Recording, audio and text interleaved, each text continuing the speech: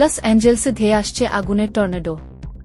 যুক্তরাষ্ট্রের এঞ্জেলাসে ৯ দিন ধরে চলা ভয়াবহ দাবানলে এখন পর্যন্ত ২-৫ জনের মৃত্যু হয়েছে এবং ৬০ লাখেরও বেশি মানুষ ক্ষতিগ্রস্ত হয়েছে। এই দাবানলে নৃশংসভাবে ক্ষতিগ্রস্ত হওয়া এলাকা বর্তমানে টর্নেডোর ঝুঁকির মধ্যে রয়েছে বলে জানিয়েছেন আবহাওয়াবিদরা। বিশেষজ্ঞরা জানান, এমন বিপজ্জনক পরিস্থিতি সৃষ্টি হয়েছে যেখানে দাবানল নিজস্ব আবহাওয়া তৈরি করছে, যা টর্নেডো সৃষ্টির আশঙ্কা তৈরি করেছে। যুক্তরাষ্ট্রের এঞ্জেলাসে ৯ দিন ধরে চলা ভয়াবহ দাবানলে এখন পর্যন্ত ২-৫ জনের মৃত্যু হয়েছে এবং ৬০ লাখেরও বেশি মানুষ ক্ষতিগ্রস্ত হয়েছে। এই দাবানলে নৃশংসভাবে ক্ষতিগ্রস্ত হওয়া এলাকা বর্তমানে টর্নেডোর ঝুঁকির মধ্যে রয়েছে বলে জানিয়েছেন আবহাওয়াবিদরা।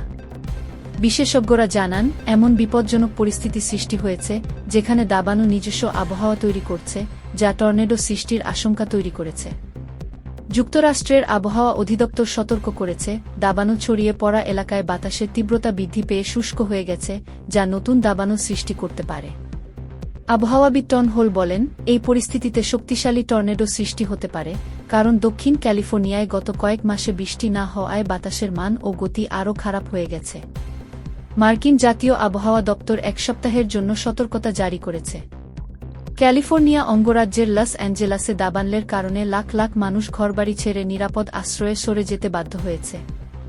সম্প্রতি বাতাসের গতি কিছুটা কমলেও স্যান্টা আনা বাতাসের প্রভাবে দাবানল আবারও ছড়িয়ে পড়তে পারে বলে আশঙ্কা করা হচ্ছে।